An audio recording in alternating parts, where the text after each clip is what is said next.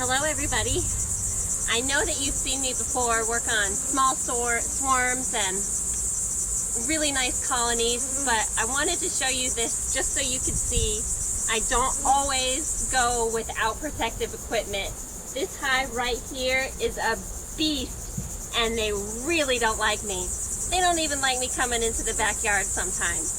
So yesterday I pulled some honey from them, I extracted it, and now I'm going to put these empty combs back in the hive, and I just wanted you guys to see how angry they get at me.